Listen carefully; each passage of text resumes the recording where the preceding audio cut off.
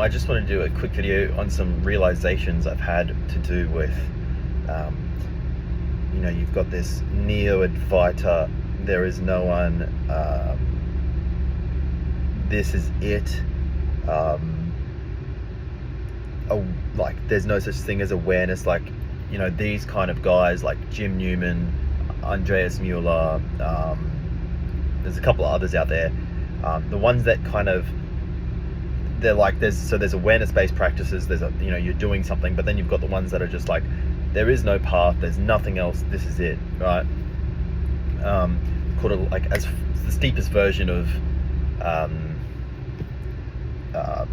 awareness. So it's almost like Diogsen or something like that, like just quickly recognizing that there is no one or no self or whatever.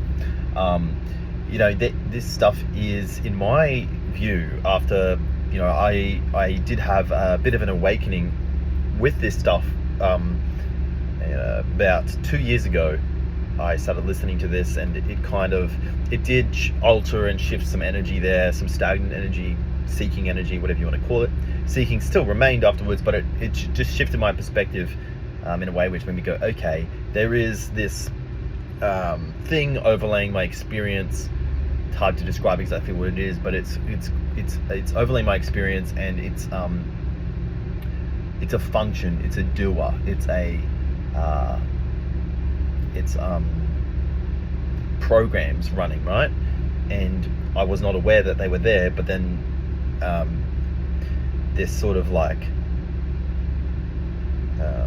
would you call it, this pointing out that there is no one there directly shifted that energy and kind of brought me out of a lull or the depression that I was in, right? So that's a pro, obviously, that's a pro. But now, working with migraines, working with repression, this stuff is actually dangerous in my view. It's very, it gives you nothing. And yeah, and they, this is the thing, is they'll say, oh, this message isn't about giving you anything. And therein lies the problem, I think, with it, that it's exactly like a religion, and a detrimental form of religion, because at its core, its claim is that there is no such thing as cause and effect. There is no self. There is no, that everything is just apparent, that this awareness, this consciousness is just an appearance. And there's nothing anyone can do about it. It's just all unfolding, almost like the purest form of emptiness that you could get at, really. That there's not even someone that can do anything about anything, really. And so if I could just talk about experiences that I've had recently working with my migraines. I used to watch a lot of non-duality stuff, like that kind of direct awareness pointing stuff. And so when I would watch this stuff, there was definitely a relief that I would get. But the relief is it's an avoidance. That's all it is. It's what's happening is there's this constant motion to fix or solve or, work on your problems, work on your issues or whatever. And some of it's misguided, no doubt, and it doesn't help. And so the message of there is no one, there's just this present awareness, and there's not even anyone that could recognize that sort of pointing dismantles that self-construct. So anytime there is someone that is seeking something, the message is just basically, there's no one, there's no point. And that can be relieving to people that are stuck seeking, right? But the problem with that is there's a constant deconstruction of self. So it's even in its most extreme form, it'll be that this entire reality itself is, what would you call it, it's made up, it's not real, and they would say actually it's not real and it's real at the same time, meaning there's nothing you can do about it. There's just, but I mean, really, if we want to put that into a scientific context, what we're talking about is that consciousness, which is most likely the product of a brain, is a program running just like a computer. It's an emergent property of biological phenomena like the brain. And then if my brain was destroyed, I assume that my experience would be destroyed. I mean, we cannot make that claim ultimately. We can't say it is 100% certain that that's going to be the case, but it's a high degree of probability, because we know that if I was to damage the part of my brain that was responsible for sight, I'd lose my eyesight. If I was to damage the part responsible for hearing, right, I would lose my hearing. Ultimately, each part of that which I would call myself would be taken away from me, and then I guess the last hiding place for the self is in awareness. Like, therefore I am this awareness, and I think awareness can be taken away just like sightseeing, and yeah, but that's a whole other topic, and I think that we could talk about that. But so where was I going with that? Yeah, so I think I was talking about how it's just a religious claim. Yeah, because basically they're saying that there is no such thing as causality. That's the core claim, that there is not a self to do anything about any. There is no reality. There is no causality. That's like if you watch like Jim Newman, Andreas Mueller and stuff, they'll talk about there is not even a reality through which one could make a causal action. Now, man, this is like quite insidious, actually, and I understand that maybe they have experienced relief through hearing that message. I'm not saying that there's no relief, right? But I think that we can be missing emotional growth and missing important. Well, I'll just talk about my migraines. So with my migraines, I've listened to this message before, and it separates me out from my experience of the migraine. So the pain that's there psychosomatically in my experience, it's like, well, there is no reality. And so I'm abstracted out away from my experience, which is a relieving thing, and this makes sense because as I've experienced and explored, my migraines are a self-construct. Actually, they appear as physical pain, but they're actually an emotional.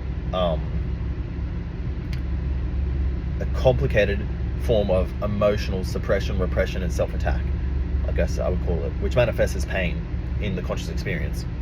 And you're unaware of that these are the real drivers, and that's really what it is. But so with non-duality, it separates you out from that experience. It doesn't allow you to look at the pain and then address all of the repression and the suppression. And because you can't look at the suppression and repression, then you don't undo your emotional suffering, the root cause of your emotional suffering, which is avoidance. And so really you can see that it's getting us to avoid what our real core issues are. And granted, there is an element of, I guess, overseeking that could happen. And the thing is that they would probably respond with something like, well, all of that is just apparent as well. And I mean, this is just where you get to the point of view that it's just not a message at all, and it has no utility and no use. And they would kind of say that that's the point. But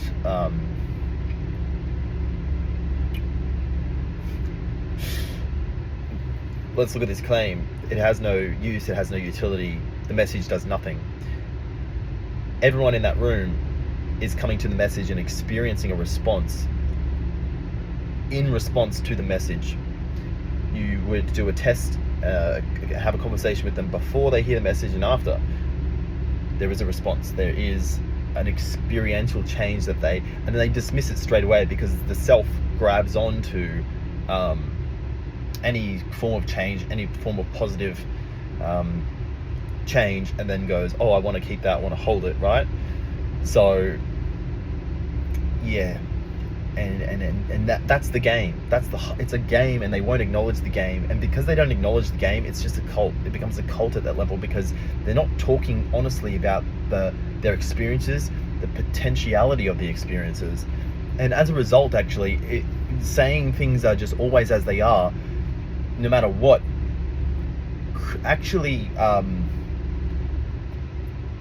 becomes a lie, because there are some parts of the experience that are denied. The fact that there is seeking, there is apparent seeking, there is all of these different things, and they never become part of the conversation. So it becomes just an oppressive mechanism again. So you know, all of these people that are coming to all of these guys with real emotional problems, those emotional problems may be temporarily alleviated through hearing it, but they don't address the root causes. And it's an unscientific way to see the world. It's scientific in the sense that you can see that there is a self there, and the way that the self works is kind of like this seeking, grabbing, constant thing, and it's very hard to describe it. And I think that some of the real good non-dual guides do have an element of truth there that is part of it, but they don't allow, there's no integration there, there's no acknowledgement that this non-dual message takes place within you know, a stream of cause and effect, like this timeless thing, and like there's no time. All that gets you to do is think about something from the past. It's painful. They say there's no such thing as time. That memory occurs in time. I push it away, or it occurs effortlessly, and so that's why we're drawn to the message. We hear the message, and the message pushes this away for us, when in reality it's bringing up those emotions, facing the real root causes that, in my experience, undoes the suffering. And really, like, I found that what happens with non-dual experiences is like you get confused, you get lost, and the message stops working, and which means that it does have an effect. This whole, I mean, it's just, it's a fucking loop. But anyway, that is, I could talk about these guys for a while, because I think that